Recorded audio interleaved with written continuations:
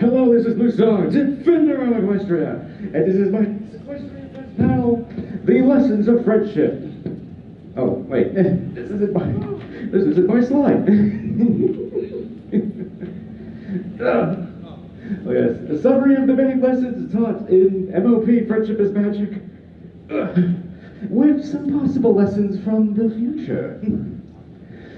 So yes, over the 9 seasons of Friendship is Magic, we learned quite a few friendship lessons, and we can't possibly go through them all because we'll be here all day, perhaps a week. So I'm going to go through basically the main lessons, almost the recurring lessons that happen throughout Friendship is Magic. And so, let's get on with it. Sort of how I try to have this work is that sort of the general lesson and sort of the episode or episodes that relate to it. It's like, as once said by another character, ignoring your problems is no way to solve them. And this is one of the main reasons that episodes lead to horrible disaster, because one or more ponies almost try to solve something on their own, and it just leads to an even bigger problem. Like, in Bottled Up, it's like, oh, we all know this isn't going to end well. Because, yeah, it's like in this episode, Starlight Liver is just furious at Trixie for everything that's happened. Like, Trixie's lost the map table, she doesn't even care about it, so she's, instead of blowing up at Trixie, she decides to literally bottle up her anger, and as she says later, it's like, I tried to use magic so I wouldn't use magic, so I should have known that was going to backfire. Because yeah, it's like this is not dealing with the problem. It's just simply, you know, ignoring it and like, oh, I'm just going to push it aside and not deal with it. And the problem when you do that is that, well, just like putting something in a bottle, there's only a point where it's going to just explode apart. And that led to some very bad circumstances for Trixie and some 3 unfortunate ponies that had nothing to do with this, so...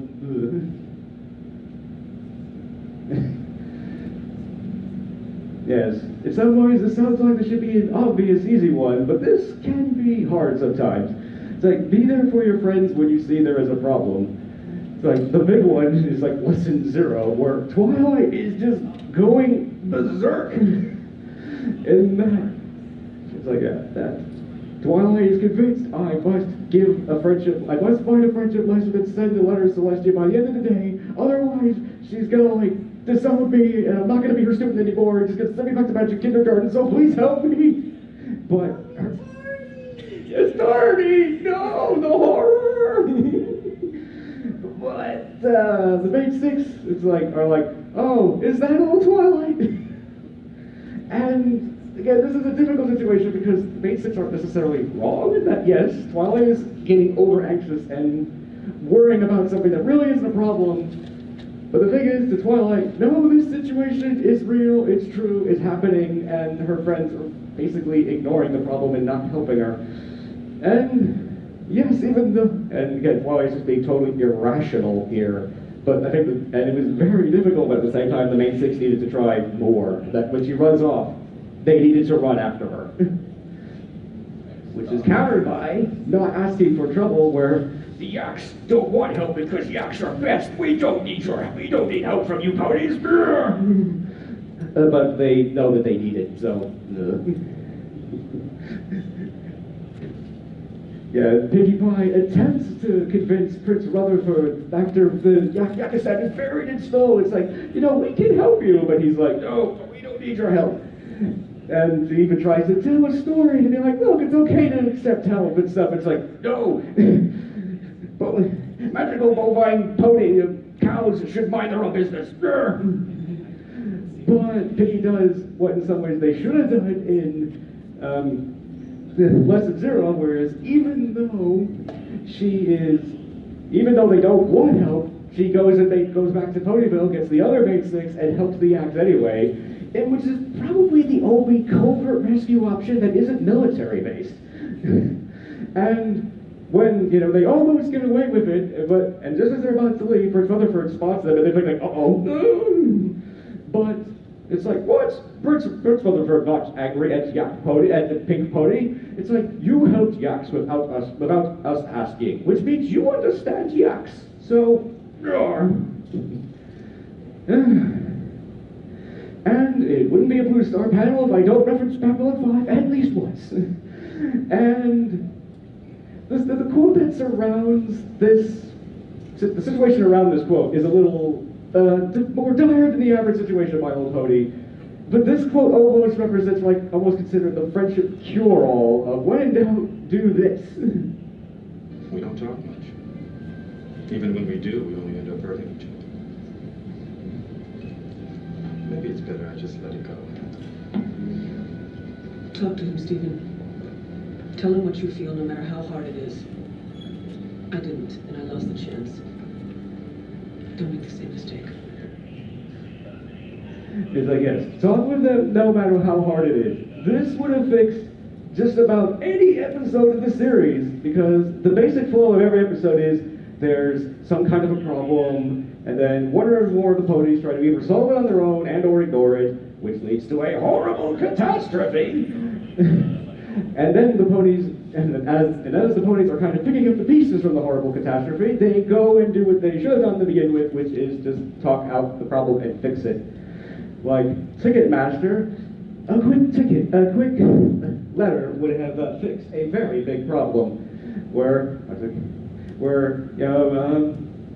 Twilight is given a ticket to the Grand Helping Gala and a +1 ticket, but unfortunately she has 5 friends, so who does she give the ticket to? And so she spends most of the episode, trying to decide, oh, who should I give the ticket to? And all the ponies are like trying to, give them favors, and can say, oh, why they should get the ticket, and all those sorts of things.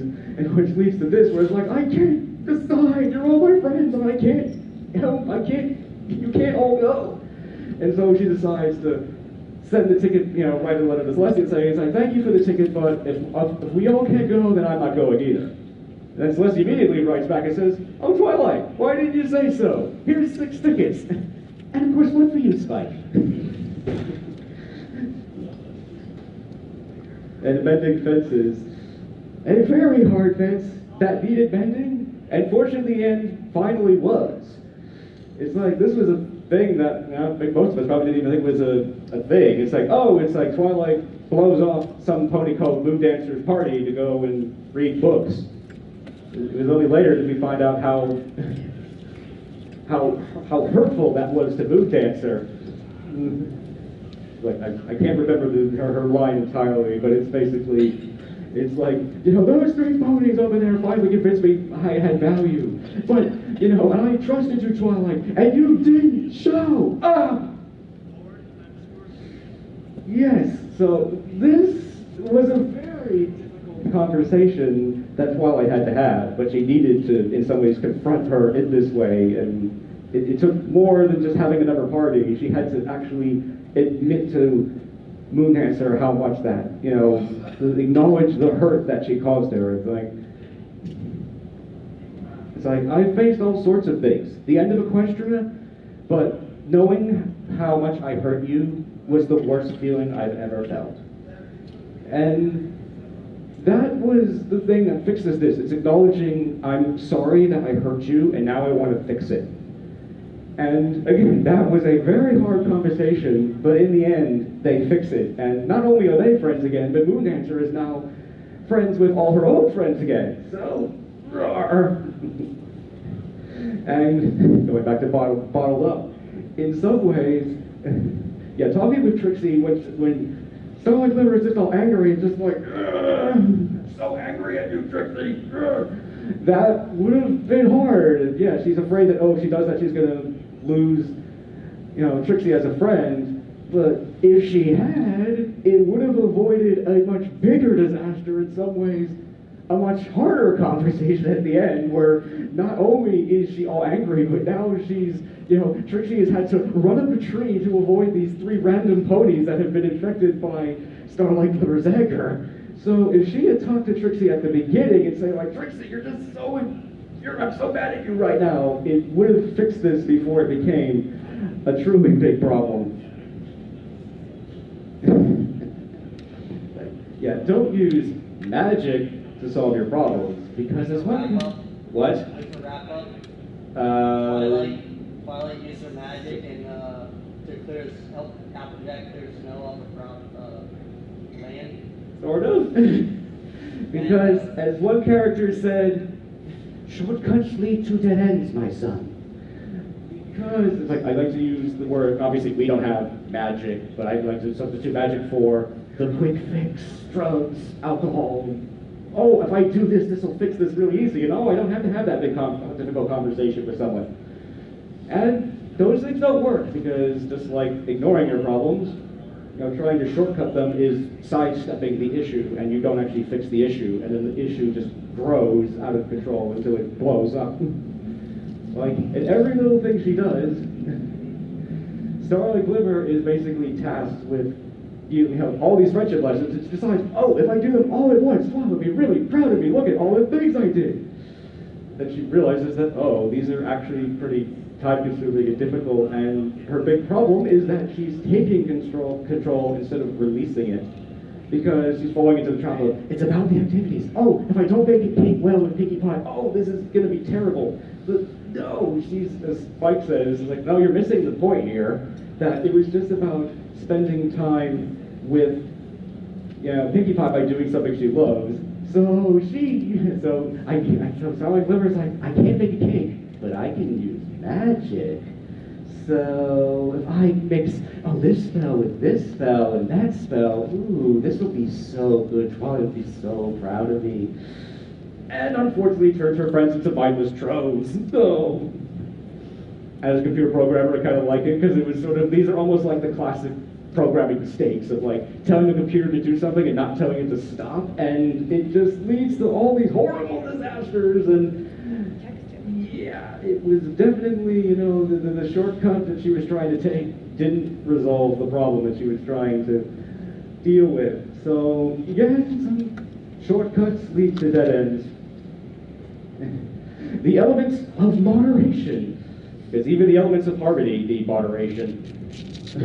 Like an honest apple, which in some ways should have happened way earlier in the series, because it is so easy to be way too honest and just brutally destructive in some ways, which Applejack basically does in Honest Apple, where she is asked to judge a fashion show because she's practical.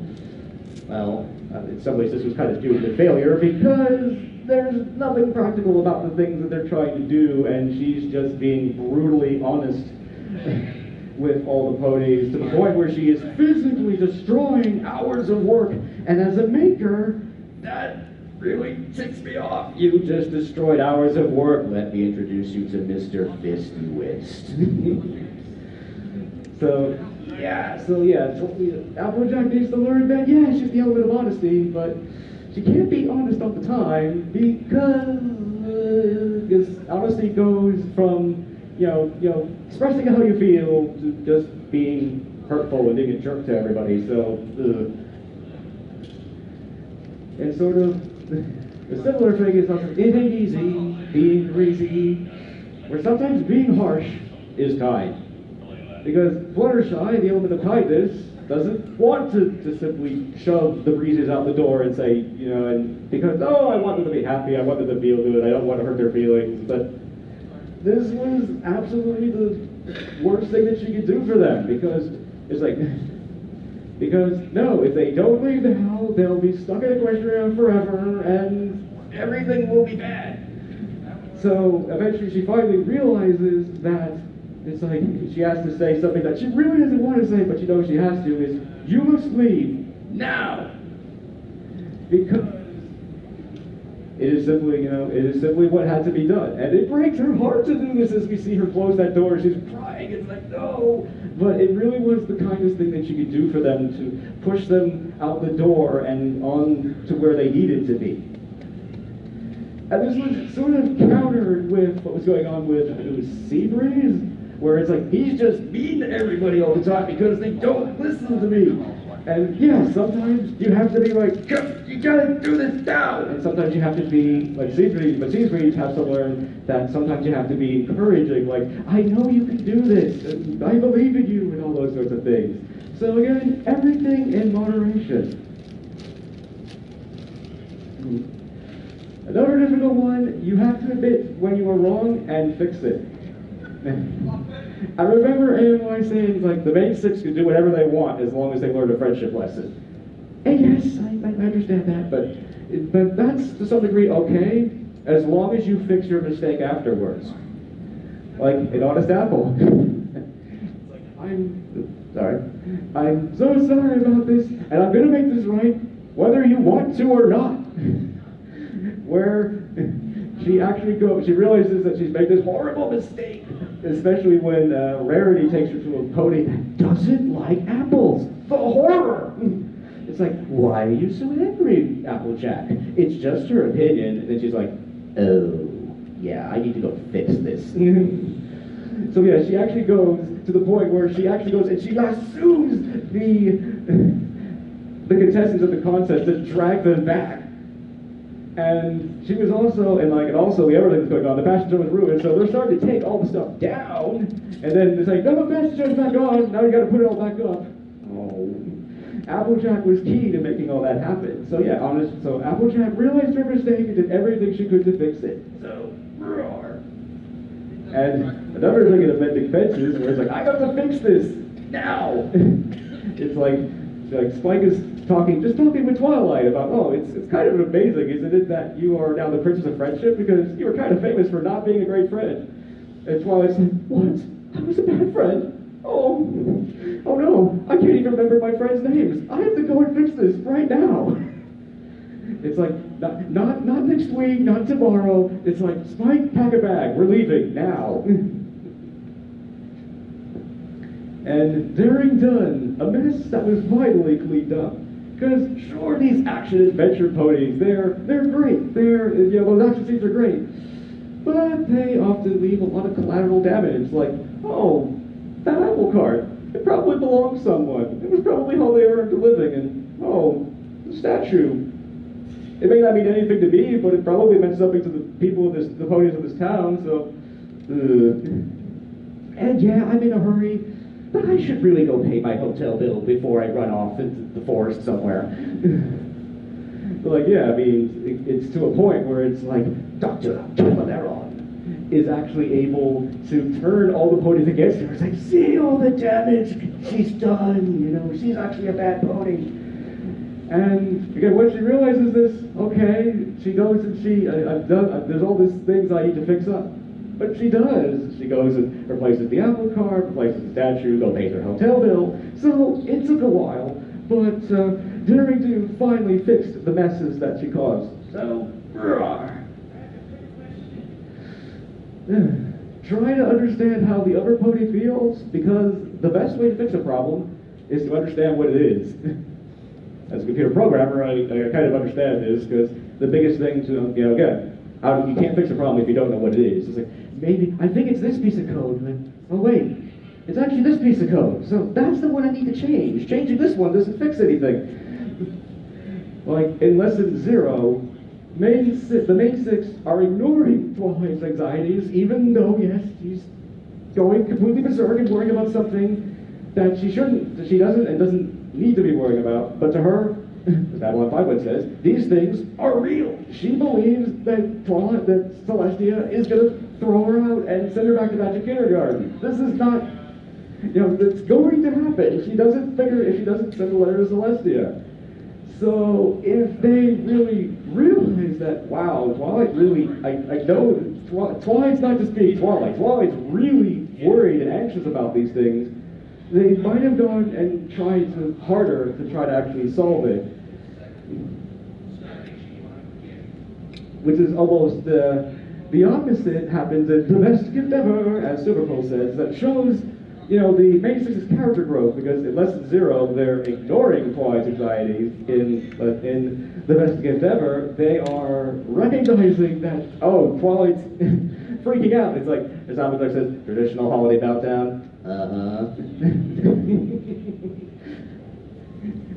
So yeah, it's like, so Applejack just goes up to her and just says, hi Twilight, how was your day? It's like, it's just such a simple thing, but just acknowledging like, hey Twilight, how you're doing? I can see that you're stressed out, how are you doing? So again, understanding is sometimes the key to fixing a problem. So, in some ways it can be difficult for someone because it can be difficult to accept help. But yes, trust your friends / don't go it alone. We all need help sometimes, but fortunately, your friends can help, particularly in the main six's case. In apple hook season, Applejack just can't do this by herself. It's not physically possible for her to pluck all these apples by herself. And I love Big Mac's line. It's like still just one pony, and one pony times hundreds of apple trees just don't add up. They're like, don't use your fancy mathematics on me. And it's like she tries with everything, but she just can't. It's like she's working herself to just total, utter exhaustion. It's like, if I was this messed up, I wouldn't be going to work.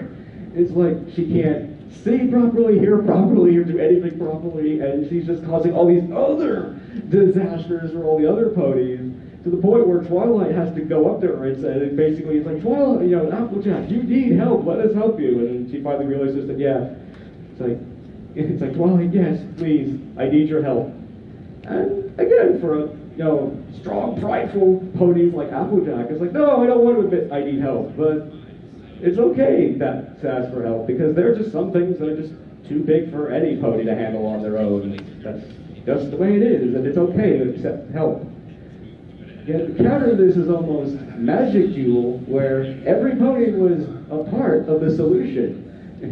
I really like Magic Jewel in the way that they wrote this, that this isn't about, it may be called Magic Jewel, but it's always not really a jewel where Twilight is being overpowered by Trixie, who has the Alicorn Amulet. It's not about Twilight somehow finding inner power, magic, or whatever, so she can overcome her physically in some ways. She has to, because the only pony that can remove the Alicorn Amulet is Trixie. So, in an ironic thing, is that she actually has to use Trixie's own show magic to convince her that this other fake amulet is way more powerful and that she should take it instead. And the main six and the whole town were part of the solution. They all came together and, it's like, okay, they all came together and they all had a role to play here. It's like, okay, you're going to play this character, you're going to play this character, you're going to do this. And so they didn't just go it alone, even in a jewel, didn't go it alone. They all came together and they ultimately prevailed. So, it's like, be yourself or else. This is almost a recurring theme in a lot of children's televisions, where it's like, oh no, to get this person to like me or to do or whatever, I have to be this way, I have to do this, I have to be like this person. But this almost always fails because you're trying to be something when you're not, and that ultimately fails. It's like an actor staying in character for like forever. They're gonna break character at some point. It's hard to say anything. Big Mac just needed to be Big Mac. The Cutie Mark Crusaders convinced him, no, you gotta basically be the fairy tale princess and go, kiss the sleeping princess and all that, and all these crazy over-the-top gestures, which in the real world totally don't work. And even eventually Big Mac finally realizes this, is like, but Sugar Bell's not a fairy tale princess. She's sweet, understanding, and sweeter than everything, sweeter than everything in her that she bakes and all those sorts of things. And he realizes that what he really needs to do is what matters to her, and how could he, it's like, what can he do? It's like he builds her a display case. This may not mean anything to anybody else, and it may not exactly be something you'd see in like a Hollywood romance movie, but it means the world to Sugar Bell, because like, oh, you replaced it and you made it bigger. You listened to me. You understand me. It's like, now I can go and make even more treats. Yay! So yeah, so he didn't need to be something that he wasn't. He had to be himself and think, what does she care about? And Discord and Harmony, it's like, Discord, do something chaotic. We love you. Because he's realizing, it's like, oh, I've never hosted a tea party for Fluttershy, so I'm going to host the next tea party. And unfortunately, he's going around Ponyville, and it's like, what? You're friends with Fluttershy? But you two don't make any sense together. And he thinks that he has to host the party the way Fluttershy would, and basically be normal, which, as the spirit of discord and chaos, is destroying it, literally. It's like, really quick, Discord, do something chaotic. We love you, we don't want you to go. And to the point where Fluttershy actually has to go and start doing chaotic things until he can get his magic snap back and be chaotic again. So, in this case, being something other than he was is literally and physically destroying him. In Dragon Quest, you know, it's like your past doesn't determine your future. You do. Because, certainly, the great dragon migration, and all the ponies are saying, "Wow, look how fierce and everything the dragons are," and then they see, and then Spike walks on in like an apron with like tea, cakes, and stuff, and it's like, what? And they're saying like he's all, "Oh, Spikey, like you're just so cute." It's like, what? But dragons aren't supposed to be cute. So he decides to go on a dragon quest and follow the dragon migration and find out what dragons are really like. And I don't think he really liked what he saw, because it's like, he learns that dragons are in some ways selfish and all those sorts of things. And at one point, Garble is like, "Okay, now take this egg and smash it." It's like, what? Why, you murdering monster? And yeah, it's like Spike is like, but it's like, it's just a defenseless egg, just the way I was. I don't want to do that. And yeah, at that moment Spike is deciding, because he could decide to like, okay, I'm a dragon. This is the way I have to be. I have no choice in the matter. But he decides, no, this isn't who I am or who I want to be. I'm going to go back and, be with the ponies. So,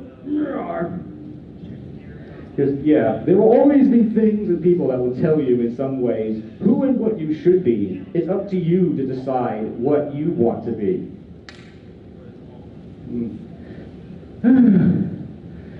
Yes, something that I kind of identify with this show, isn't it? But sometimes you need to take care of yourself. As the model of the Big Red One, duty first!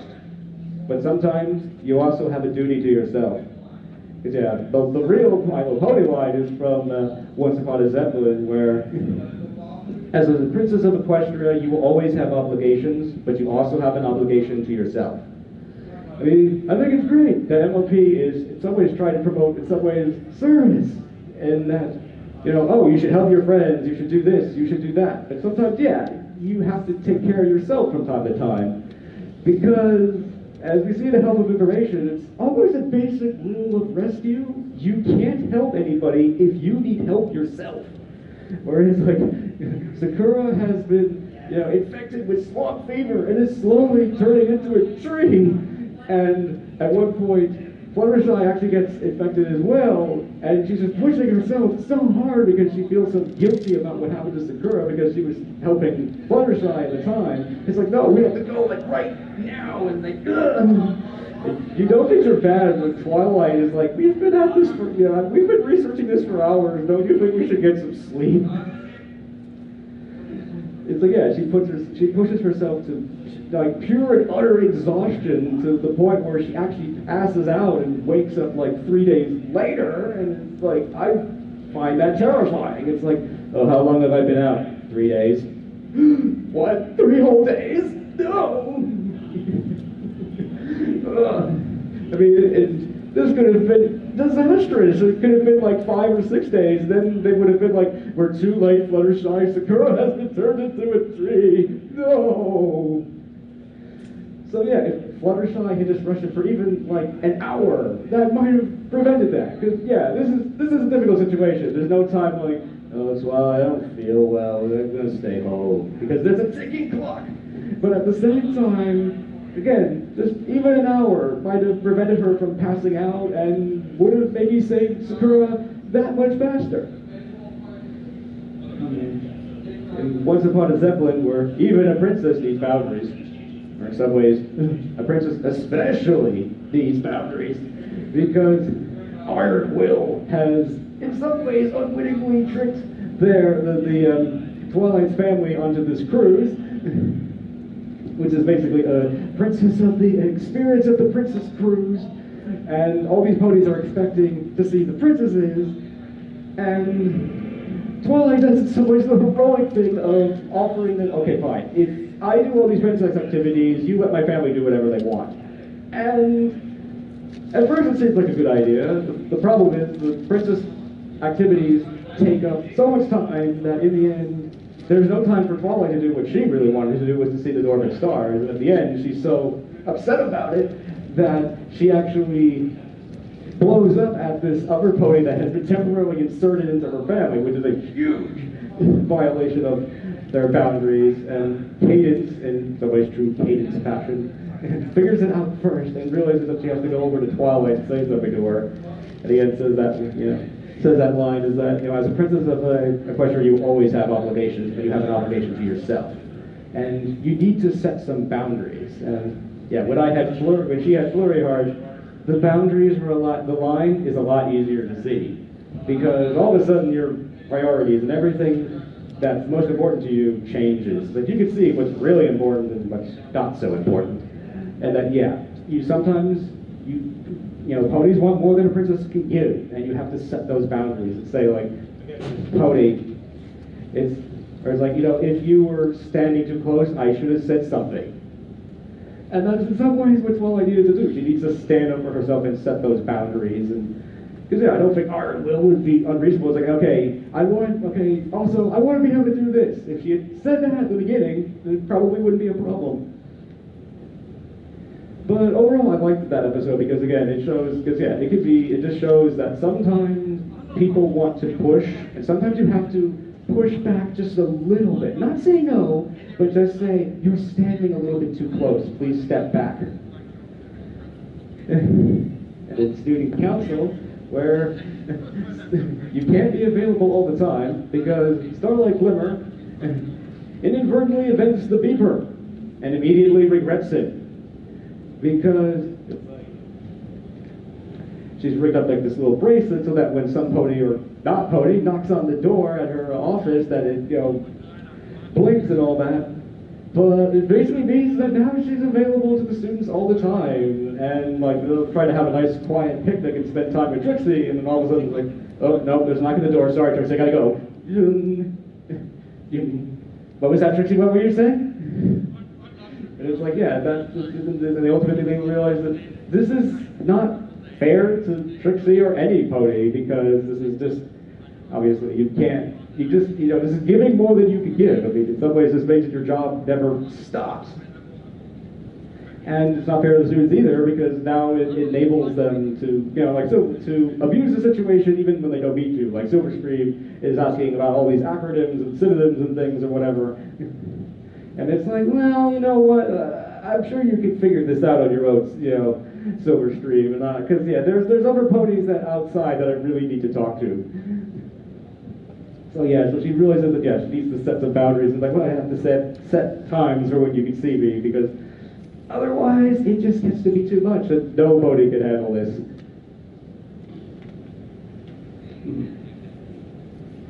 And again, another lesson that I kind of like is that sometimes you need to stand up for yourself, and/or it's okay to say no.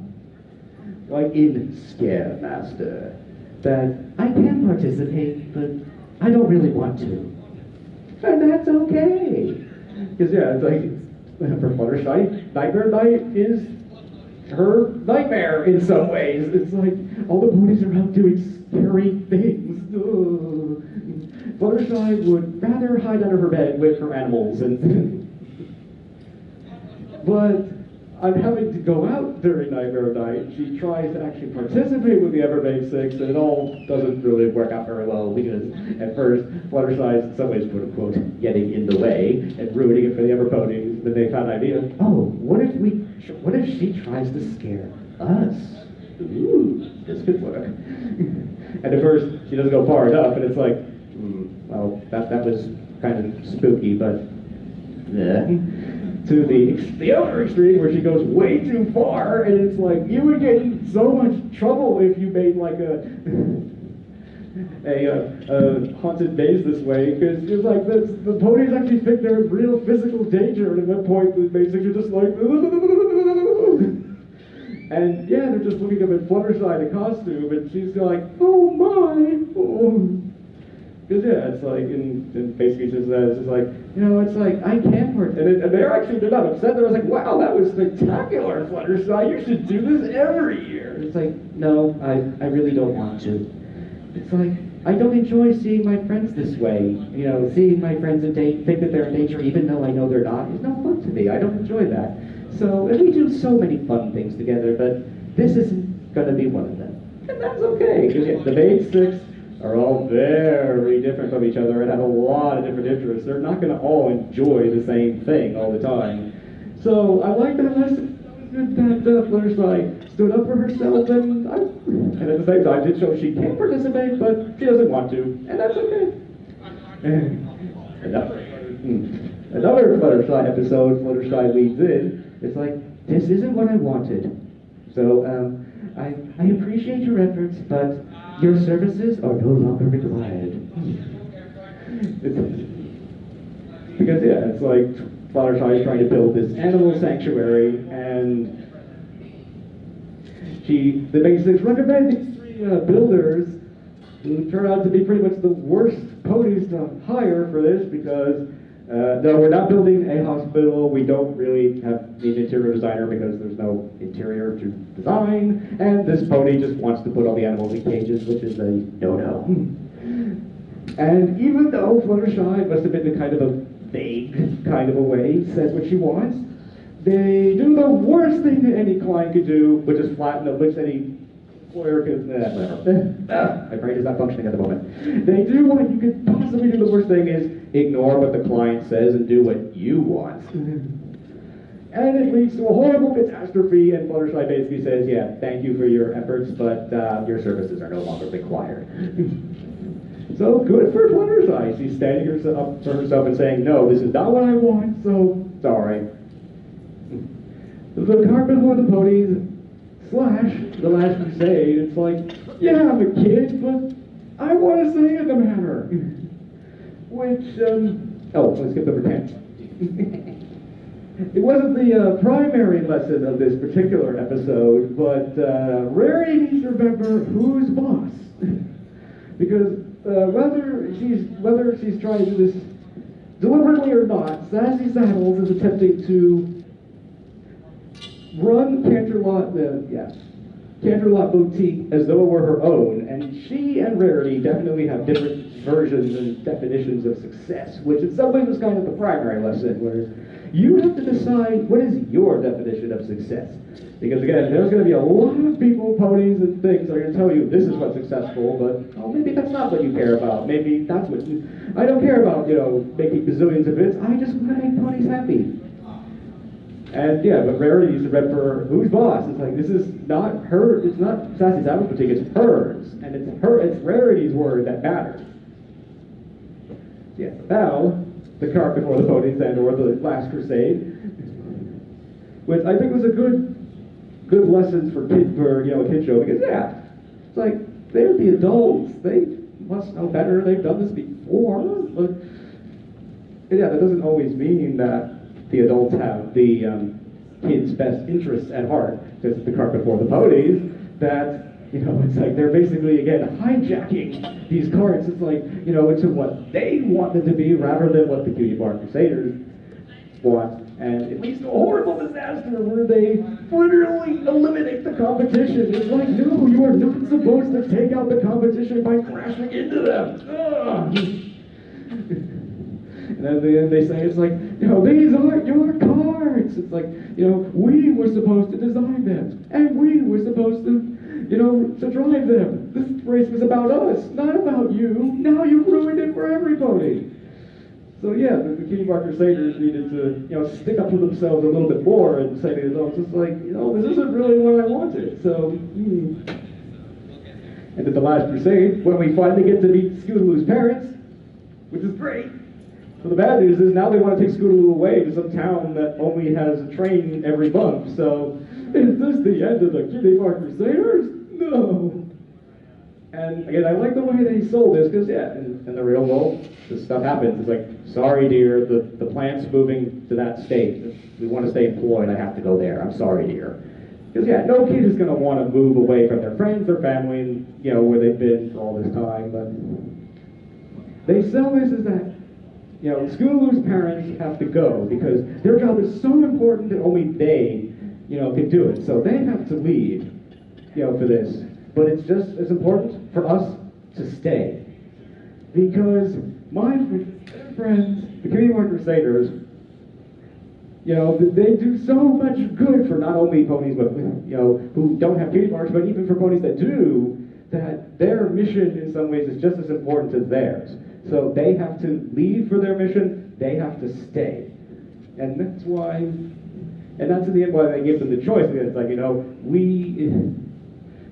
sometimes to fulfill your life's purpose, you have to give up something else, including, you know, seeing a daughter grow up that we're so proud of.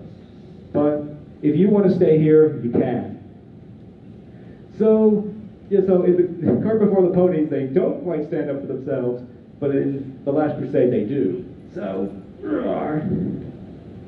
and now, some lessons for the future in attempt to not just simply do the same panel every single year. In an episode of Make Your Mark, it's like Misty says, I'm still learning about friendship.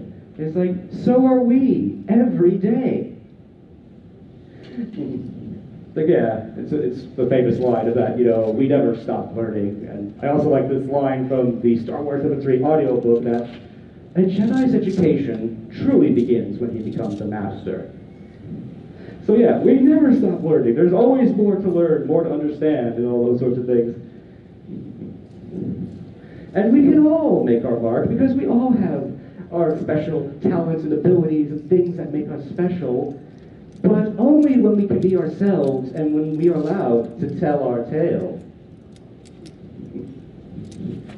And we are definitely strong, because that was Misty's problem. Because Obeline is basically telling her, no, this is what you should be. You should be like me. And this is what you should want. And when she finally realizes that she has a choice in the matter, that's when things start to change. And we are definitely all stronger together than we are apart. As we see in the final part of Roots of All Evil, is that all these efforts the ponies are trying to make to overcome Opaline all fail. It's like individually they fail, even when like the Pegasi come together or the Earth ponies come together, they fail. It's only when they all come together do they triumph over Opaline. And we have the power to change, but it's up to us to make that choice. Like, I kind of like this image of it, even though Misty has already made her choice, in some ways, she has two choices here. She could sit in that throne and be just like, and be evil and everything like Opaline. Or she could do what she decides to do, which is to change, where it's like, I'd rather be a pony without a cutie mark forever than be one day more as a pony that does the wrong thing. And that's why that leads to this. So like, not only to her getting her cutie mark and realizing, I have the power to change, to transform my destiny. That's me. And as we say, and even in the very, like, at the ending of A New Generation, where it's like, we have a choice, but it's up to us. We can we can be divided by all these things, or we can choose friendship. We can choose love. But it's up to us to make that choice. It's like, yes, friendship is magic. It's like, in some ways, final thoughts on the magic of friendship, which I can't help but, look to the premieres and finales and the awesome magic of friendship unleashed upon the supervillains. Because again, we're stronger together than we are apart. Because the reason that, often people say that, oh, this is too easy, this is, and all that sort of thing. And as Bad Boy would say, you are right. Because individually, these ponies can't do this. Like when we first see the elements of harmony, they have all the elements of harmony. But it's only when they all come together, when they realize the spark of the magic of friendship, that's when they can unleash them upon the supervillains. Because we're stronger together than we are apart, because individually, we can't. But together, we can. It's like, in this moment in the series finale, it's all the ponies, all the creatures in and around Equestria versus just 3 supervillains.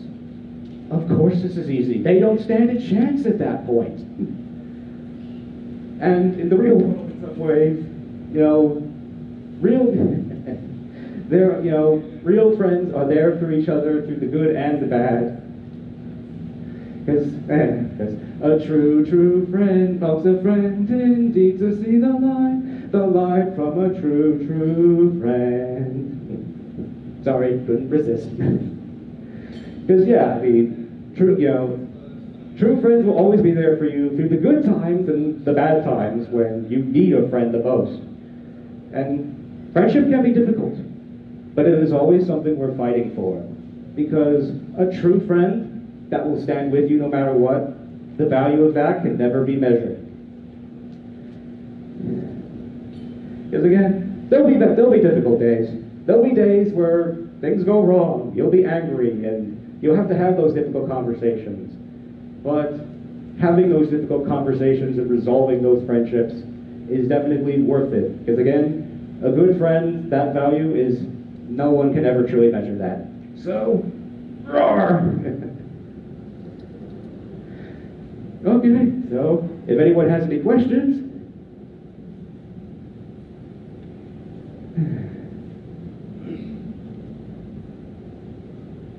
anyone? Oh dear, silence is deafening.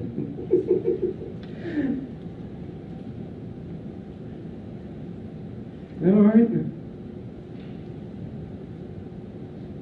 Hey, person, do you have a question? No? What's the airspeed velocity of an unladen What is the air? Oh, sorry, I'll have to write a program for you to figure that one out. Okay, all right. So I guess we're done.